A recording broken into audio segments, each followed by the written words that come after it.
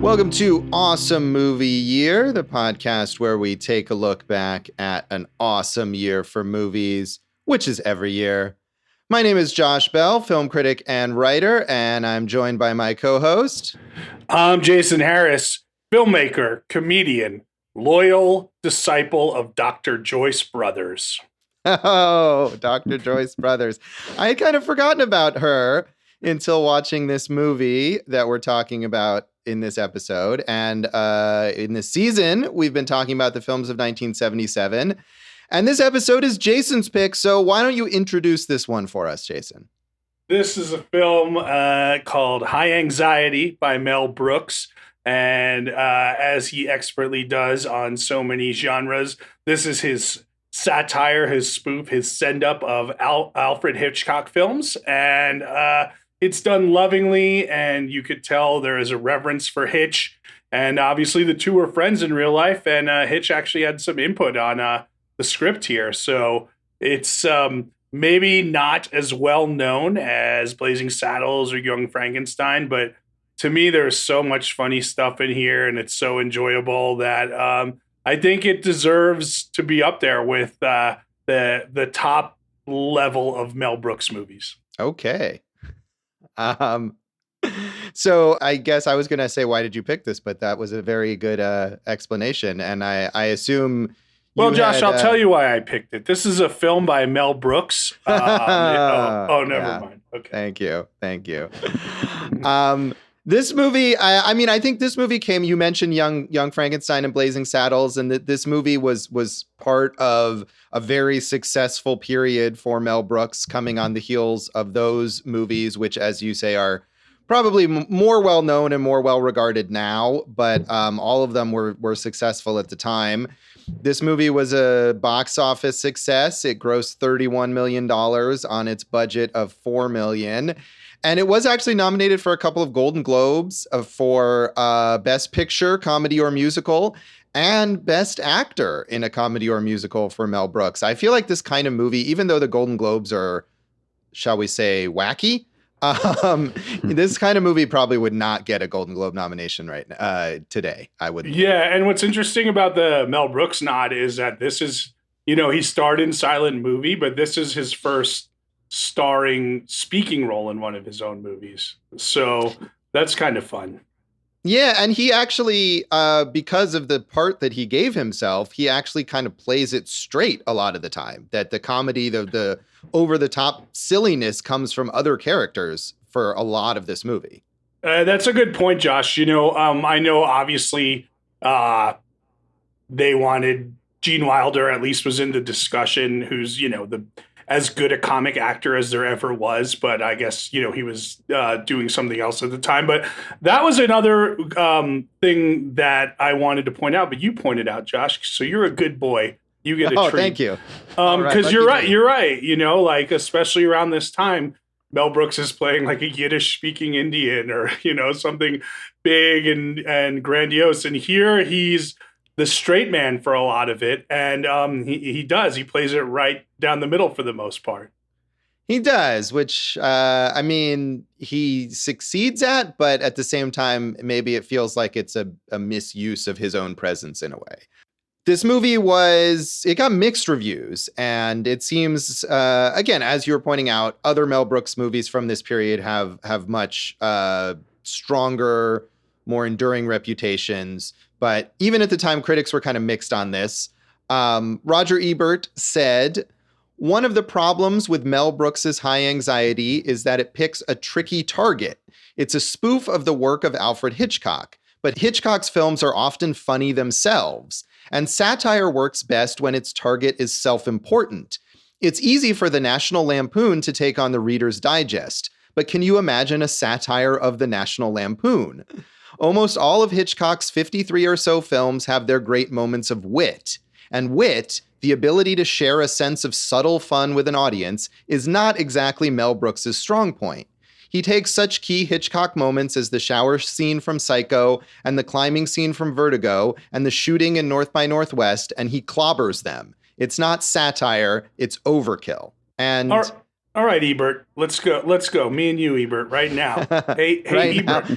Hey, Ebert, I got something to say here. So, first of all, and I had read that is a consistent criticism of like, well, you're already spoofing something that's funny, and it's like, yeah, that is a false premise to me. Sure, there's humor in Hitchcock movies, but to just say you can't do a satire of something that involves humor is one, self-defeating, and two, like, why shouldn't Mel Brooks, who I think is probably the most genius comic mind of the 20th century, like, take a shot at something more difficult than, going the easy route, which, like we said, springtime for Hitler, maybe that's what they're talking about. I also think, sure, there's a lot of like, very obvious hang a lantern jokes, but he does some really clever stuff, especially with the camera, shooting under the table where they're putting, different coffee cups and plates down and how the camera has to move. And he's not pointing that out to the audience. You're watching it and it's happening. So I'm just going to disagree with the entire premise that this is the only, you can only spoof something that takes itself so seriously.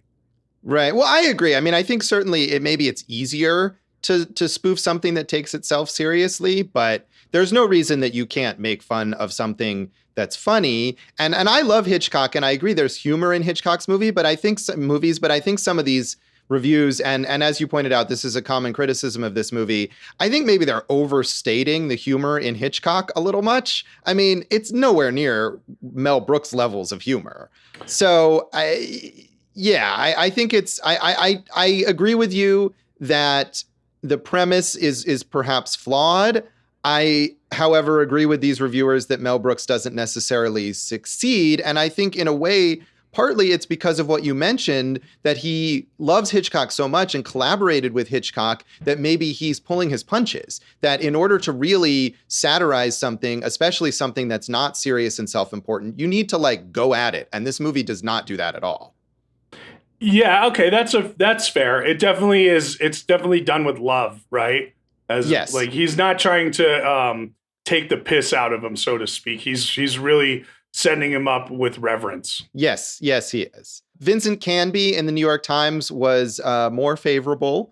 He said, in High Anxiety, the story of the flawed Dr. Richard H. Thorndike's coming to terms with his neurosis, Mr. Brooks remembers all sorts of Hitchcock films, including The Lodger, Rebecca, Psycho, Vertigo, and The Birds, and a lot of the film's fun is sharing his affection.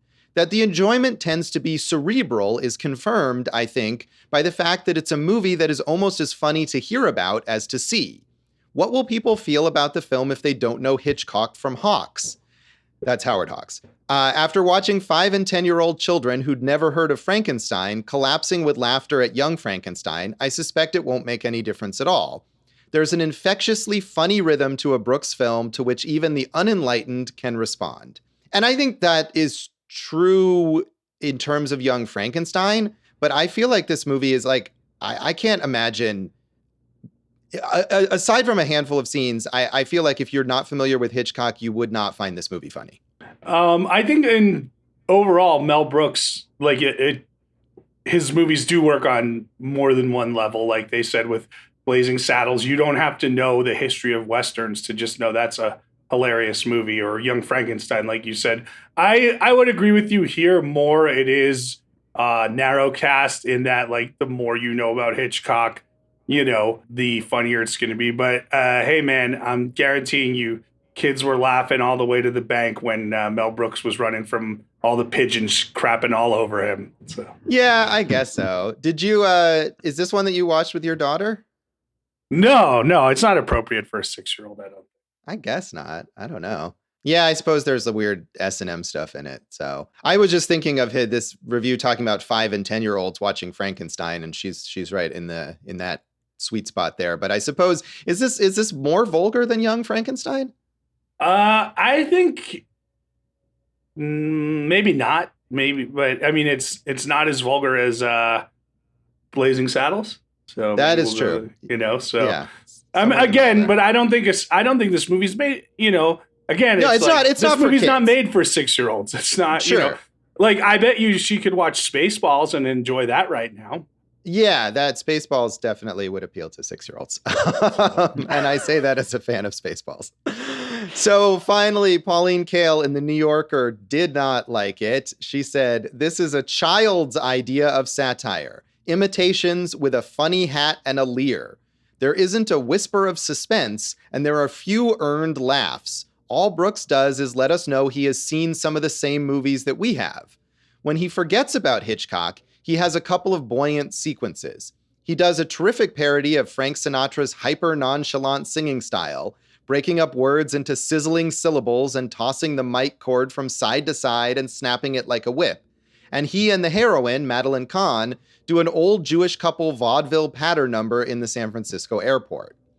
And I think that those two moments that she points out there are probably the funniest bits in the movie, and they do have nothing to do with Hitchcock. And I definitely thought it was best. And that vaudeville bit in the airport is one of the only moments when Mel Brooks is allowed to be silly, as we're pointing out, and isn't just the straight man. And I think that's probably the funniest thing in the whole movie.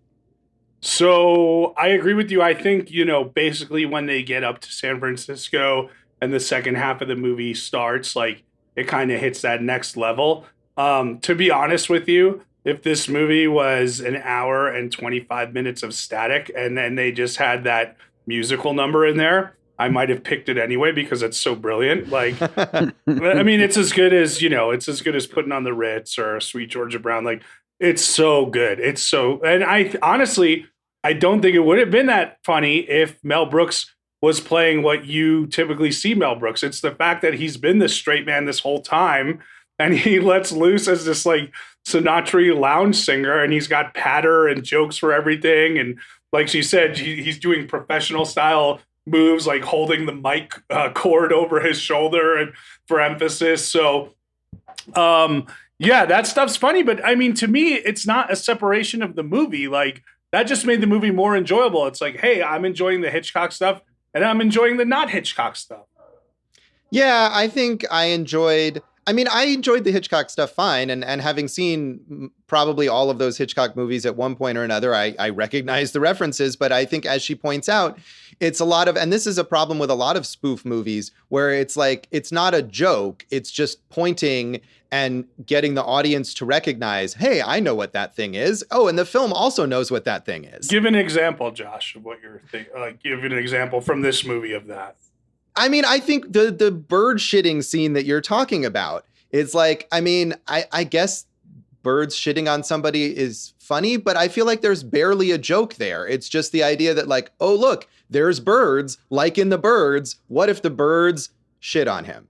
Yeah, but that's like, not the whole movie. It's a 1-minute bit and it's shot perfectly. Well, it's shot in the exact same style. Like, I mean, I think it's a good send up of that, of the premise of The Birds. I mean, it's shot in the exact same style because it's very good at recreating. And I think that that's one of the impressive things about this movie and about Mel Brooks directing this movie is that he really is good at recreating some of the kinds of things that Hitchcock did that are very sophisticated and complicated.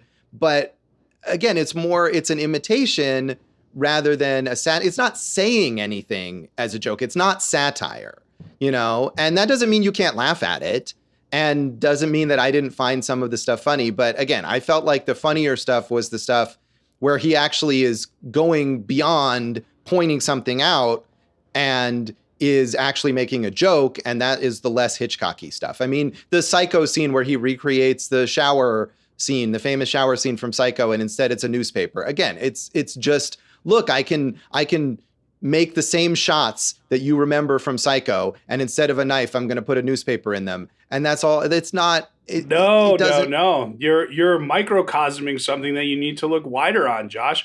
That whole character was set up. The Barry Levinson character, by the way, Barry Levinson, very famous director. Kind of fun seeing him as this uptight bellboy character, right? For one thing, like we've set up this character as high strung. So we've set up why he's going to come in for no reason. And for two, like the newspaper has been put there, one, to move the plot in a certain direction. And two, because it's not just to recreate the shot, but it's to show the exact recreation in a different way with the ink dripping into the drain as opposed to the blood. So maybe it's not, oh, the best all time this or that, but like it's definitely a little more in depth than just the basic like, hey, I've recreated a shot for no reason.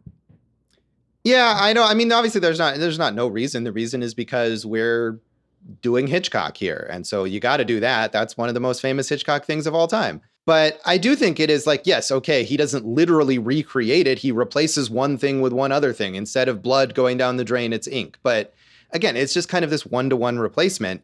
And not that I didn't kind of smile at that scene, but I didn't feel like it, it didn't make me laugh as much as it wasn't unexpected in a way. I feel like a lot of great humor is unexpected. And you watch this movie, if you know anything about Hitchcock, you're just waiting for the psycho shower scene. I was sort of amazed that they didn't do the North by Northwest biplane scene. Yeah, I agree. I agree with you that could have been in there, and that would have been welcome to me. So yeah. Sometimes things can just be funny, and that's cool, man. Yeah, I mean, I guess I just didn't find it that funny, and things can be. And the stuff I found funny was the stuff that went beyond the Hitchcock. I will say, going back to this Pauline Kael review, one thing that I disagree, and I don't understand why she is expecting this, is she complains that there's no suspense, as if this should be like an actual Hitchcock movie. And I definitely don't think this movie needs to be suspenseful. I mean, it's supposed to be funny. It doesn't need to build actual tension. So that I feel like she's completely off the mark on. Yeah, I just think the movie's funny and it's enjoyable the whole way through. So that alone is good enough. Like, in a more modern setting, we know Dave, our producer right there, and I both love Wet Hot American Summer. And are they doing anything except like taking the tropes of summer camp and like just, reversing them or moving them around a little bit? Like, is there a ton of commentary on it? No, it's just hilarious what they do, and that's enough for me sometimes. Yeah, well, I mean, two things. One, I feel like good enough is not really a great standard to hold Mel Brooks to. And I think you would agree as a big fan of Mel Brooks. And two, I disagree with you completely about Wet Hot American Summer, which I don't even like that much, but I think that movie is full of completely out there crazy stuff that goes way beyond just recreating the thing that they're making fun of.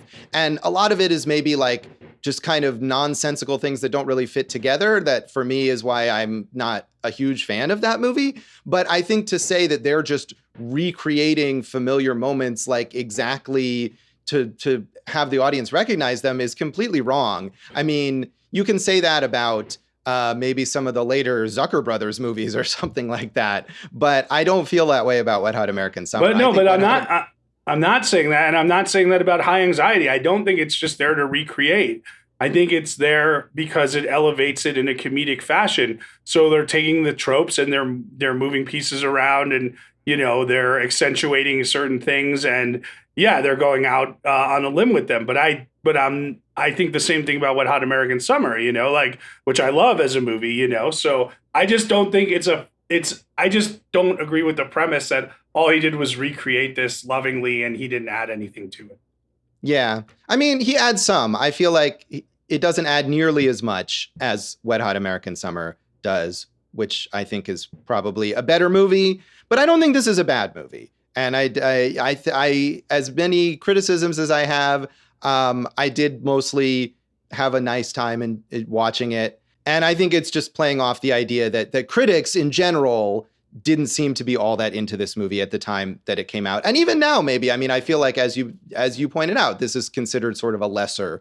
I mean, I do think now it has a appreciation that it didn't have back then. And over the years, especially within the industry, like people love this movie. And there are plenty of like talk shows or situations over the year where people just want to talk to Mel Brooks about this movie and his relationship with Hitchcock. Yeah. Well, the Hitchcock relationship, I think, is a cool thing.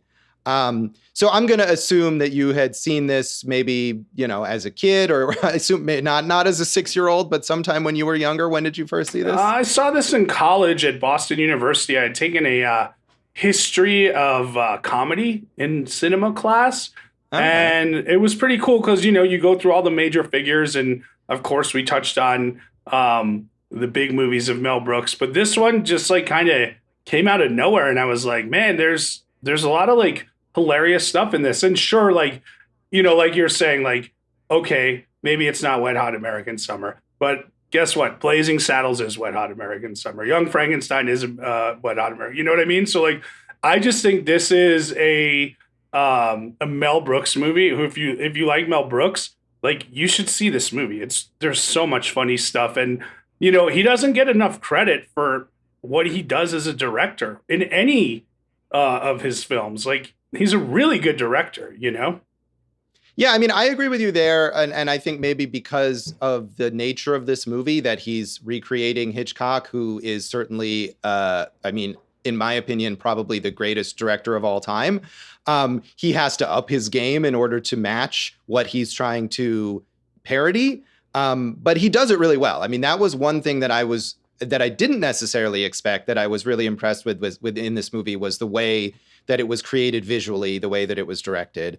And I had never seen this before. I've seen other Mel Brooks movies. I'm kind of neutral on Mel Brooks. I loved Spaceballs as a kid, and I still have a certain affinity for it. And I like Young Frankenstein a lot, but I don't really like Blazing Saddles. And I remember watching later Mel Brooks movies when those came out in the 90s, which I think a lot of people don't like, but are, you know, and are not very good. So I had never seen this one. And, but certainly as a Hitchcock fan, I think I appreciated, if didn't necessarily laugh at, the recreations going on in this film. Dave, as a parody fan, I guess we can say, were you familiar with this one? Yes, I hadn't seen it since I was a kid. It was, you know, definitely one of the few Mel Brooks movies that I don't return to regularly, but I was really happy to finally get a chance to go back. All right. And did you like it? Well, isn't that section 2? But yes, I liked it very much. Well, yeah. Then let's unless I wanted Jason... to do one more point, Josh. You know, as the I would say the foremost film historian on this show. You know, sure. I mean, you also got to take into account, like, he has to know Hitchcock inside and out to spoof that many on that expert level. Like, I mean, dude, like, that's the entire film canon he's got there in his mind, you know, like, and technically to pull that off is a big deal, you know? No, I agree. I'm not questioning his knowledge of Hitchcock. And like I said, his technical abilities were one of the things that I was pleasantly surprised by watching this movie, that I was very impressed with. It's clear that he knows Hitchcock very well and that he loves Hitchcock. I think his love for Hitchcock may actually hold him back in a way from making this movie better. Yeah, okay. I will give you that as a fair criticism. So now, Josh, send us into our bumper, baby. Send us to the sponsors. Dave, get us a sponsor so we can move into segment 2. We'll be right back and talk our general thoughts on High Anxiety.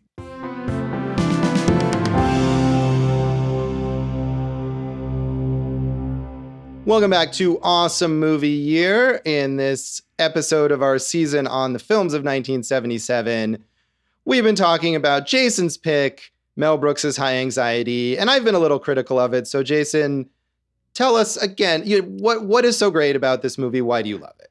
First of all, anytime you want to put like Mel Brooks, Cloris Leachman, Harvey Korman, and Madeline Kahn together, I'll watch them do anything. They could be, you know, making toast with jelly, and I'm sure they would make it hilarious. Like, they're all so funny. And it's not my favorite of the Cloris Leachman performances that we've seen over the years, you know, but I think Madeline Kahn somehow is underrated. Like, she's so good in everything. And, you know, I mentioned that musical sequence. She elevates it just by the reaction shots when they cut to her, like, you know, how much she's enjoying and getting into it. So I just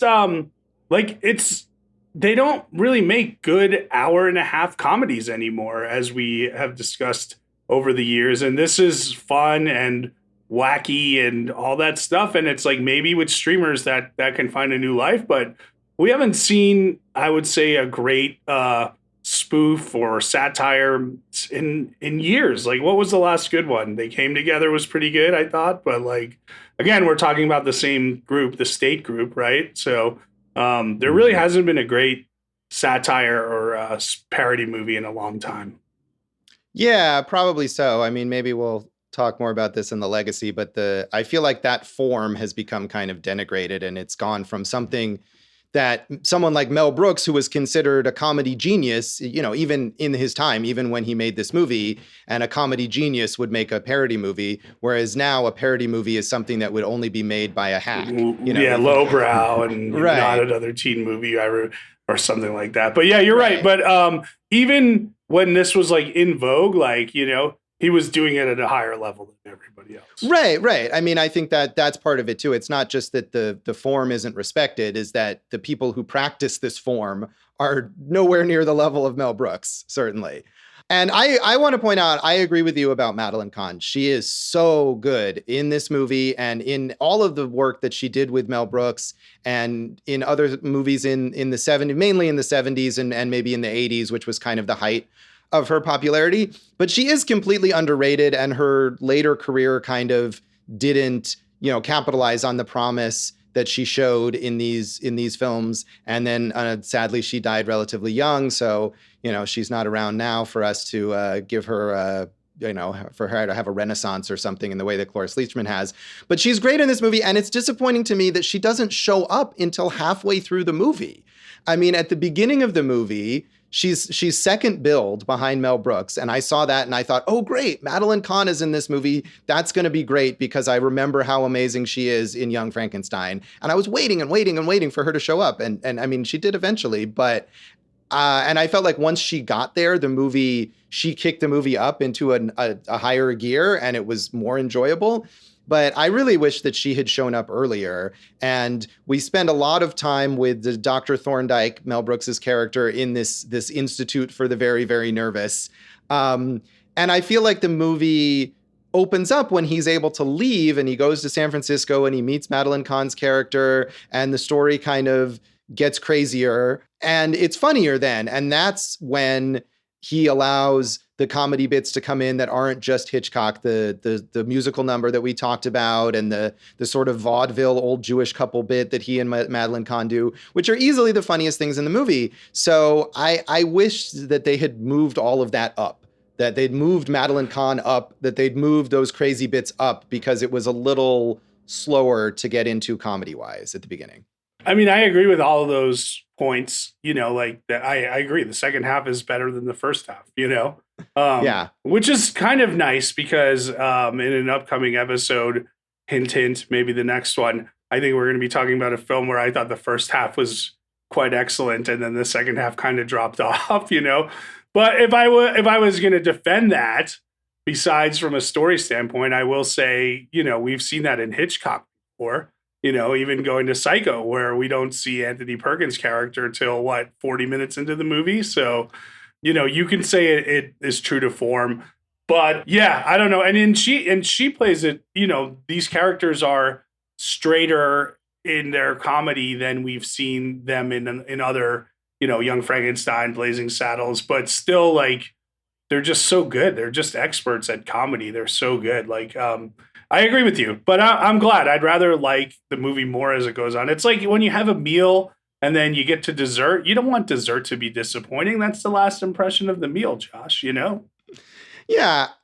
I mean, I don't want the end to be bad. I don't want to be disappointed by it, but I'd like to have been drawn in more in the beginning. And I think weirdly, you're right about Hitchcock. A lot of Hitchcock movies start slow and then build. But I think this actually goes to Pauline Kael's criticism, which I think she's wrong. And one of the reasons that it's okay that those Hitchcock movies are structured that way is because those are suspense movies. They are building suspense. And this movie is not that, and it shouldn't be that. Pauline Kael is wrong. But because it doesn't build suspense, it needs more.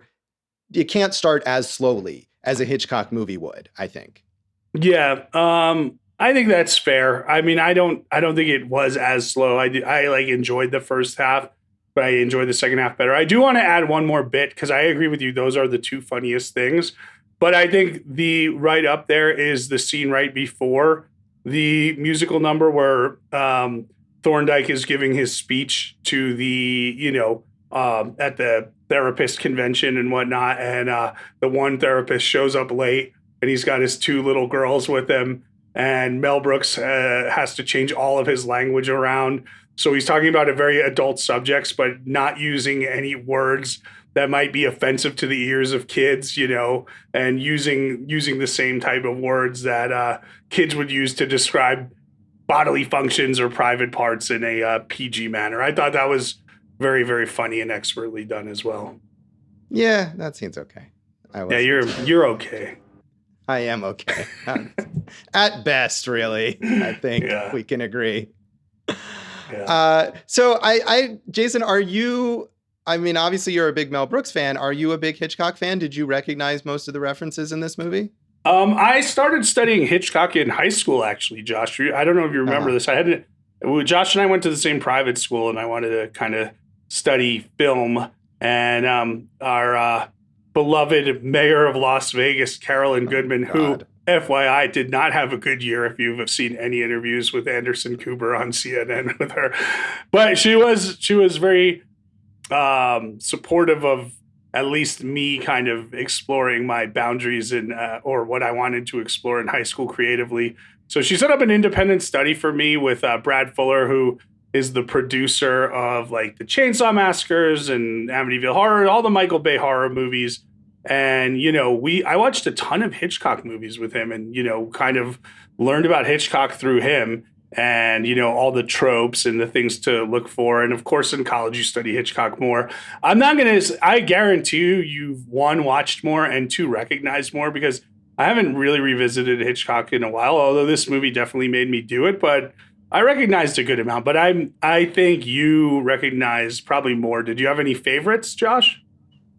Well, I did kind of like that the entire structure of the movie really is based on Spellbound, which is not one of the more obvious Hitchcock movies to pick. Everyone recognizes Psycho in this, and you recognize Vertigo, and you recognize The Birds.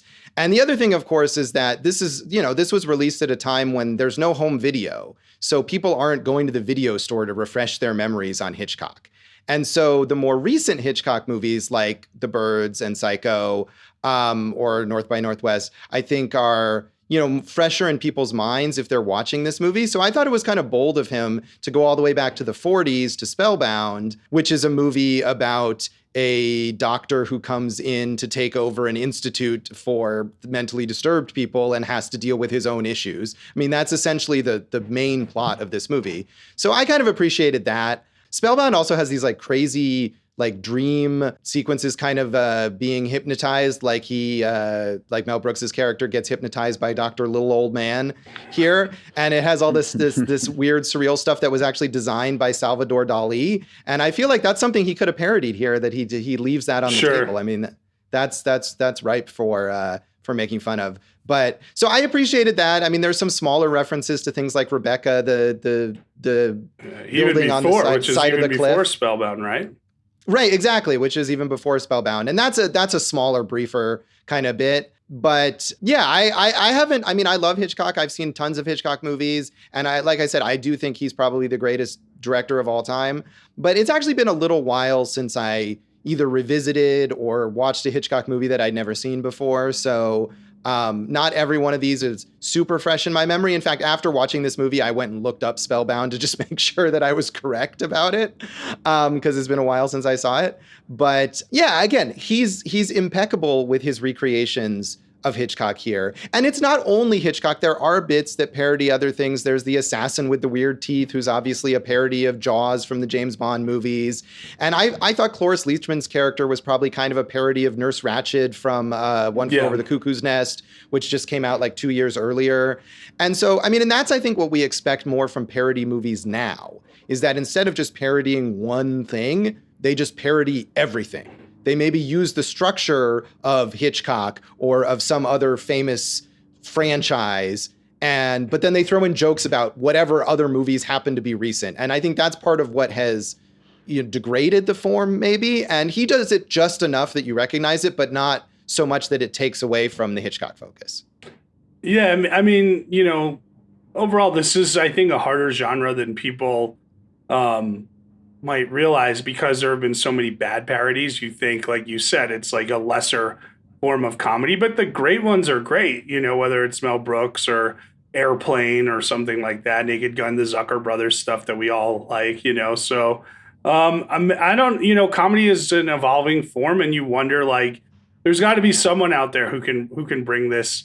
Like we said, Wet Hot was probably the last great parody of something. I wonder if someone can bring this genre back with the referential nature of these movies.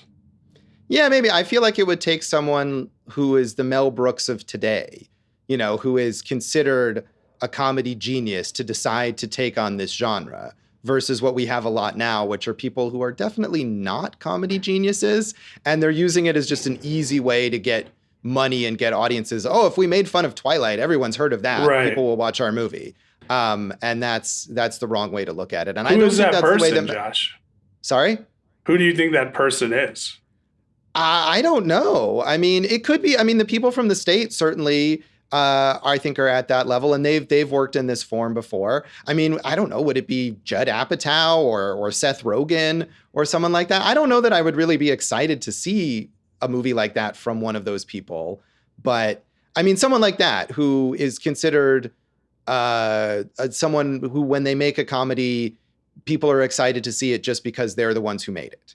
Would have to be maybe Lonely Island or something. There you go. And Lonely Island has done. I mean, they made Pop Star, Never Stopping, which is definitely a parody of music documentaries that has a following. So I think any of those people who come from SNL, where they're doing this on a micro level, in a 5-minute sketch or whatever, have that level of experience that they can maybe bring to making a film version. But it also may just be that this is not what audiences in 2020 want, or, like you said, comedy evolves, and maybe it's just evolved past this.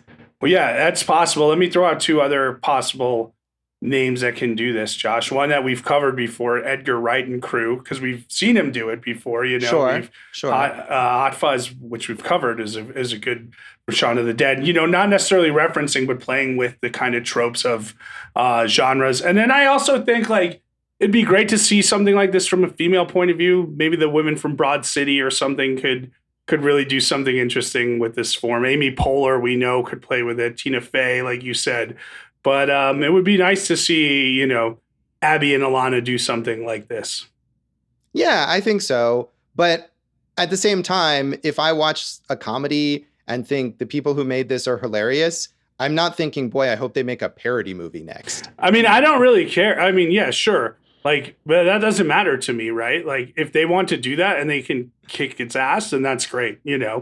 I'm not rooting for it. I'm not clamoring for it either. But, like, I would definitely be interested if someone wanted to take it on, Yeah, sure. But I mean, I guess I just think that this is a form that's not. I'm not lamenting the fact that it's not at the level of popularity that it was in 1977. I think we're really losing a whole lot. Yeah, it's funny because, you talk about, like, how movies, over time you build on what's been there and, like, the form ascends. But like you said, this was the golden age of this stuff, right? And since then, it's kind of gone downhill, we'd say. Yeah, I think so. But at the same time, I think that in a way makes this movie better than, or more, you're more able to be appreciated than it was at the time when it was kind of mixed to negative from critics, that you can look at this and see the skill that it was made with and compare that to the lack of skill that so many of these movies are made with now, and realize how difficult it is to do this well. And again, I think that's one of the things that really impressed me with here. You mentioned the scene where he shoots from under the glass table, where they're constantly moving stuff around and covering the camera. And that's a funny sort of a parody of elaborate shots, and I think that's maybe something that we could have done more with, that if he's going to take on the Hitchcock tendency to create these very difficult, elaborate visuals, that he could have kind of punctured that a little more. And he does that in that table scene, or in the scenes where the camera is trying to push through a window, which would involve a lot of trickery that we, of course, something now that we would do with CGI and would be very easy to do, but at the time was very difficult. And he makes fun of that. And I appreciated that. Those are kind of film geek moments that you can more get enjoyment out of if you've seen a lot of movies or if you've studied movies, and especially if you've studied how to make movies. So I like that. And I think that points to his skill as a filmmaker, which, like you said, is something that's probably underrated. Yeah. I mean, it's, I don't know. I think he's the greatest. He's the best comic.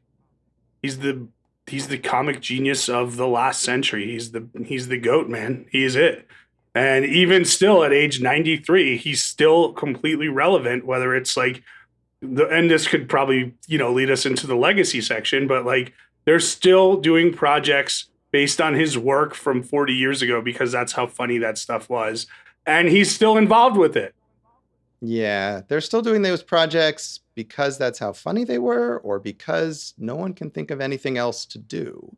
No, I mean, that's probably one, hey, we can't beat it, so let's go with what we know is hilarious, so it's probably a combination of both. But yeah, Josh, if we want to rate these things, we want to rate this, we can rate this over let's see, 5 bleeding newspapers.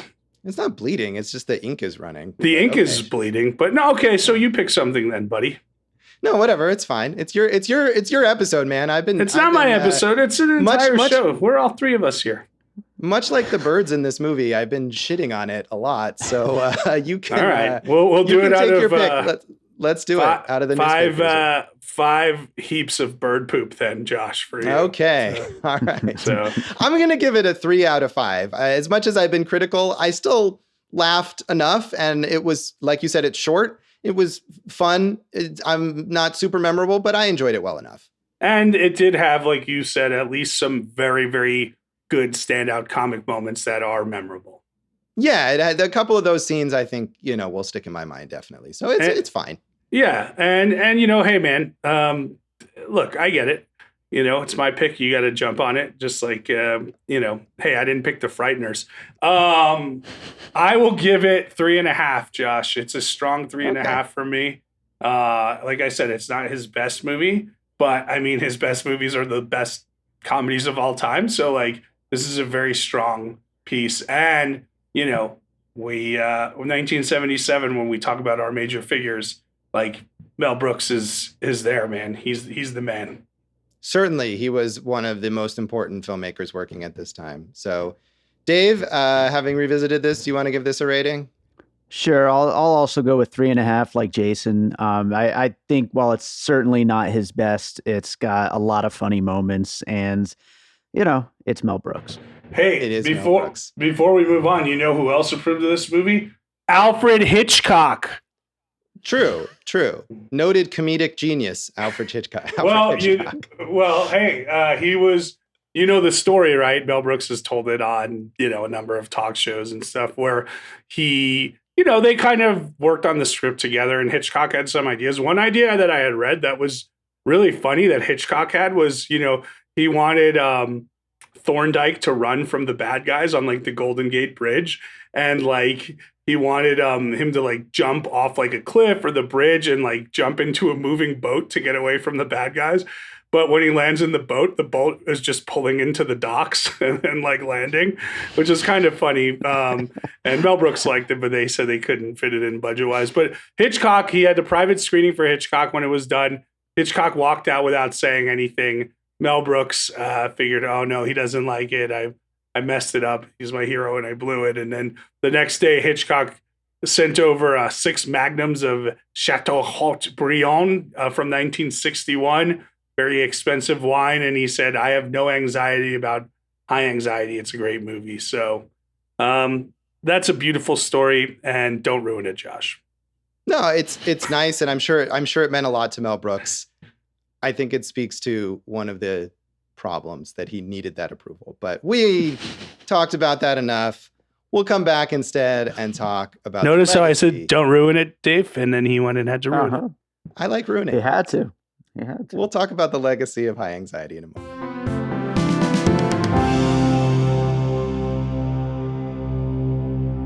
Welcome back to Awesome Movie Year. In this episode of our season on the films of 1977, we've been talking about Jason's pick, Mel Brooks' High Anxiety. And I feel like we talked a lot about the legacy of this movie already, just in the idea of the parody genre and where it's gone since this and how it's kind of gone downhill. I don't know if we want to mention anything else about that whole genre. Well, even Mel Brooks had mixed results after this in the genre, right? Like, History of the World, I think, is very funny. And hey, that's pretty awesome. Instead of parodying a movie, I'm going to parody the whole history of the world right there. Spaceballs is, I think, was at the time his least critically successful, but most commercially successful movie when it came out. And then after that, he made 3 more. He's only directed 11 movies. You think like he's so ubiquitous with pop culture, you kind of feel like he made more. But after that, it was Life Stinks, which I never saw, but I don't think anyone likes. Robin Hood Men in Tights, which was a huge hit and is well regarded. And then the last movie he directed was Dracula Dead and Loving It, which I never saw. I love that movie. You love that movie? Dracula one? Really? I really do love the Dracula one. I don't know why people hate it, but I mean, whatever, me and my taste.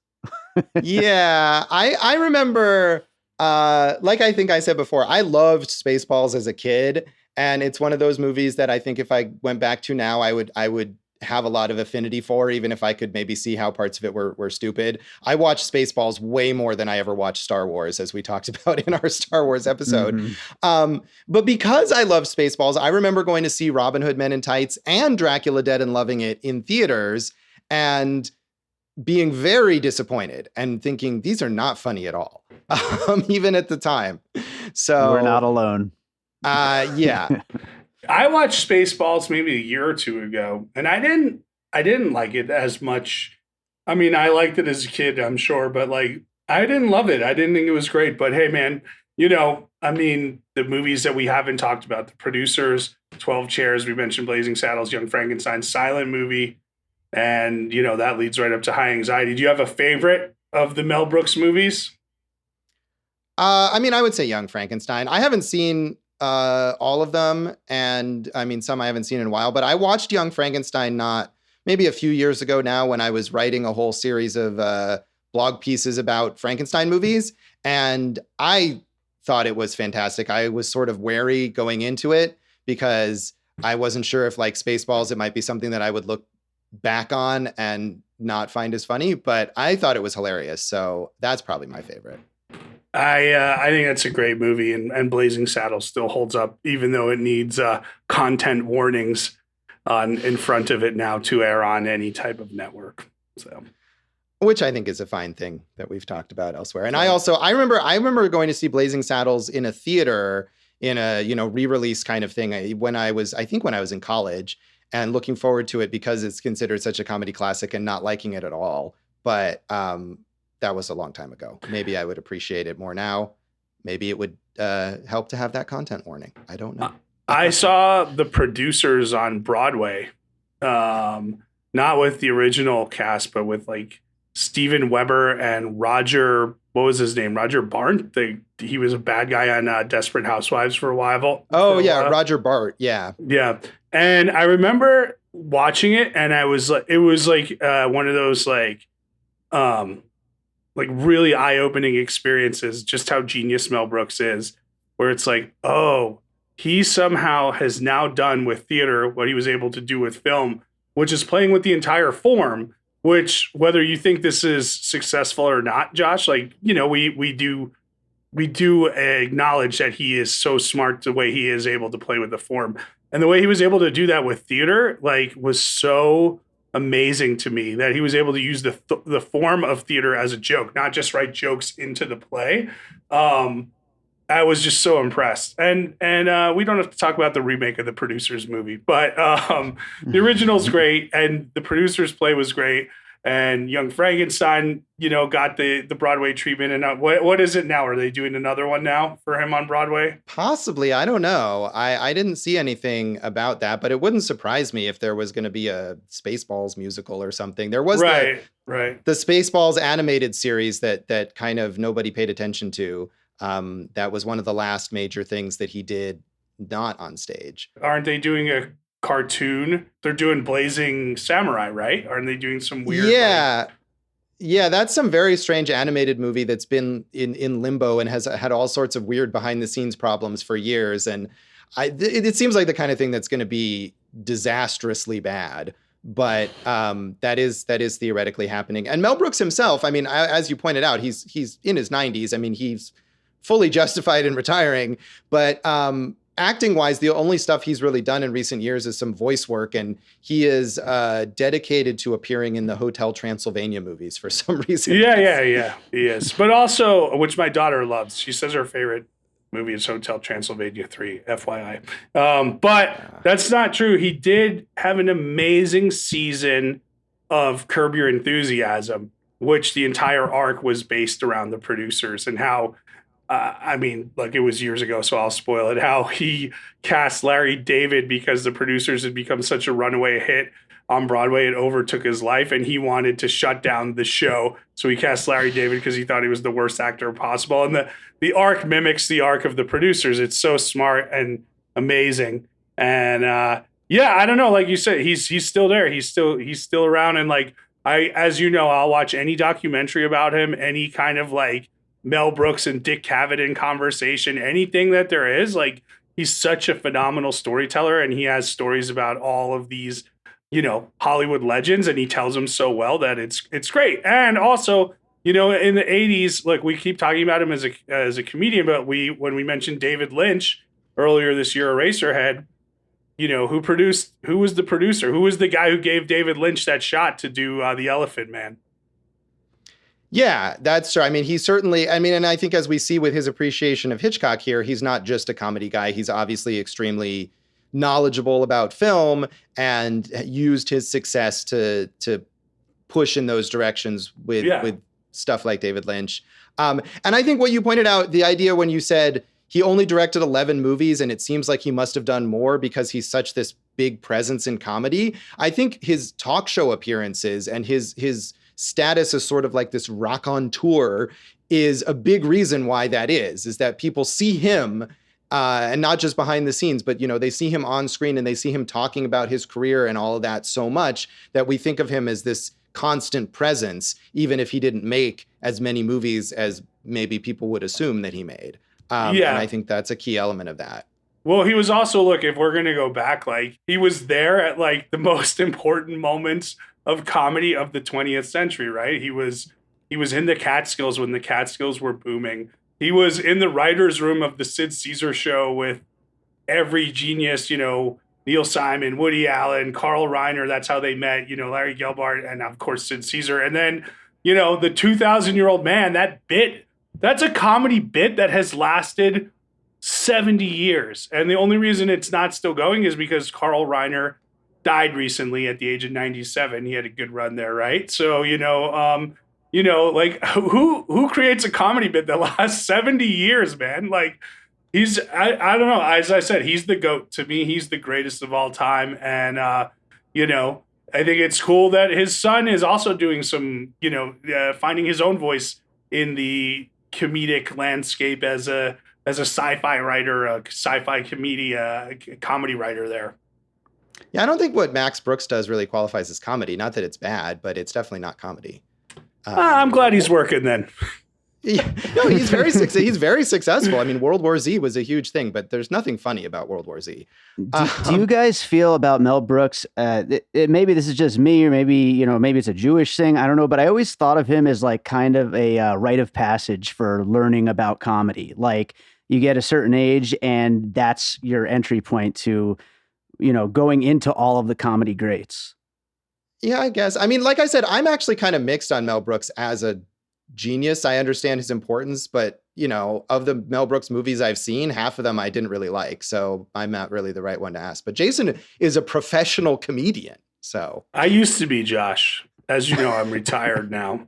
But no, I mean, look, you know, my grandfather was a professional comedian for over 60 years and was a huge name in the Catskill circuit. So Dave, there's definitely like a reverence towards that in the Jewish community and like knowing the culture. And he is like, you know, the way he pokes fun of Judaism and I don't even want to call them stereotypes because it's true. Like that old man, Josh, that you talk about in the airport during this movie, like that old couple, like they fight about which of their friends is alive and which is dead and who like walk like this. Like Dave, you know that couple. I know that couple. Oh, God, that was yeah. right. That was our grandparents' friends, like growing up on, you know, in the New York suburbs with older Jewish people. So he's just, I mean, he's the best, Josh. So I think, like I said, like you said, Josh, like anything that he does, like interview wise, special wise, I think he's done a few podcasts now. Like he might have done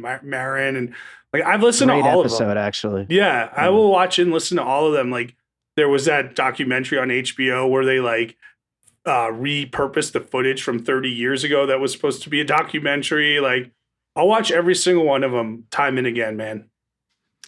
I think, at least briefly, we should mention legacy-wise, aside from Mel Brooks, as we kind of talked about Madeline Kahn, after this moment that she had in the 70s, a lot of it working with Mel Brooks, her career never really got to that higher level that maybe it deserved. She did a lot of sitcom stuff in the 90s. The only other movie, the non-Mel Brooks movie that came after this that I felt like is one where people really love her is Clue. Although I've never seen Clue, but I know she's supposed to be hilarious in that. Yeah, I've honestly never seen it either, but this whole ensemble, right? They all reached their height with Mel Brooks. Like, I know Gene Wilder wasn't in this one, and he went on and, you know, had a huge decade in the 80s with the Richard Pryor comedies and some of the other stuff he did on his own. But like Cloris Leachman, like you said, enjoying a resurgence in the last, I mean, honestly, really 20 years, you know? Yeah, it's insane that we think of Cloris Leachman on like Raising Hope, for example, when she kind of came back and had that long sitcom role. And that show ended years ago. And Cloris Leachman is the same age as Mel Brooks. She's 94. She's still working steadily. She has like 3 2020 projects still yet to release. So funny. Like that. She's so funny. Like I remember her on one of those Comedy Central roasts where, of course, you know, whatever, she was reading what the writers had written for her, but the way she delivered it was so much better than anyone else on that roast. Like she's so hilarious. Harvey Korman, who everyone says is like one of the funniest guys ever, right? Like none of these guys really reached that height without that kind of Mel Brooks players, right? Like they did it as a group together. Yeah, I mean, he certainly knew how to use all of their talents in addition to his own talent to their heights. So any other legacy related things you want to mention about this film? This was, well, I mean, we mentioned him as a producer. This was his first producer credit, which is also weird to think about. Yeah, well, I guess, I mean, sometimes with that, it's like he got to the point where he was famous and successful enough that he could demand that, you know, if you're a creative or an on-screen performer, you don't always get to be a producer until you have the clout for it. So that makes a bit of sense to me.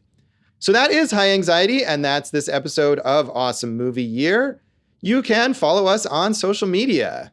Yeah, you can. I'm Jason Harris Comedy on Facebook and Instagram, J Harris Comedy on Twitter. Go for jason.com. Anxiety. And then also we have awesomemovieyear.com. We have Awesome Movie Year on Facebook and Instagram. Awesome Movie Pod on Twitter. I am at joshbellhateseverything.com, which much like Jason's site needs an update. Josh Bell Hates Everything on Facebook and at Signal Bleed on Twitter. And you can listen to our producer David Rosen's awesome podcast, Piecing It Together. You could check Piecing It Together out wherever you listen to podcasts and follow us on social media at PiecingPod and check out our website, piecingpod.com. Hey, Josh, before we get into what's on next week, do you want to give a recommendation of maybe a lesser known Hitchcock movie that people should watch? Oh, shit. I didn't know I was going to do that. Have to do that. Well, I'll give one. I mean, I'll give one that please. Wasn't spoofed in this movie, but was spoofed in an entire different movie, which is Strangers on a Train. That's my probably favorite Hitchcock movie, and it doesn't necessarily get the love that the biggies do. Yeah, Strangers on a Train is great.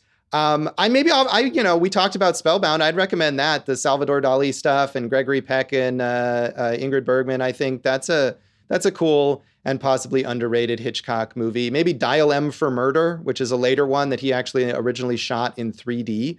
That's a cool, fun one as well. So I'm sure there's another one that I could think of if I went through the whole list of Hitchcock, but off the top of my head, I'll recommend those ones.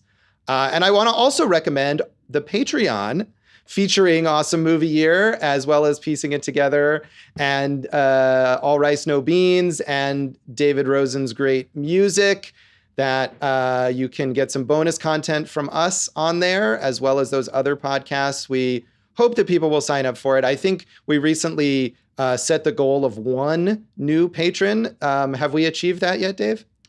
Not quite, but it's coming. All right. Hey, I'm going to throw something else. Yeah, Josh, I'll throw something else out there. If there's any website designers that want to redo our websites, we'll have you as a special guest on one of our episodes of Awesome Movie Year. I don't know why we would do that, but okay. Jason, what is coming up in our next episode? Josh, it's interesting. 1977, guess what? There was no Sundance Film Festival, so we couldn't pick a Sundance Film Festival winner, but we did find another major award winner, and that would be the winner for Best Musical or Comedy in the Golden Globes, and that's The Goodbye Girl, written by Neil Simon and directed by Herbert Ross, who, if you haven't heard of, he was big time back in the day. That he was. So tune in next time for The Goodbye Girl. Thanks for listening to Awesome Movie Year. Thank you for listening to Awesome Movie Year. Make sure to follow Awesome Movie Year on Facebook, at Awesome Movie Pod on Twitter, and at Awesome Movie Year on Instagram. And if you like the show, review us and rate us with 5 stars on Apple Podcasts. An All Points West production, produced by David Rosen in Las Vegas. And remember, folks, be good to your parents, because they've been good to you.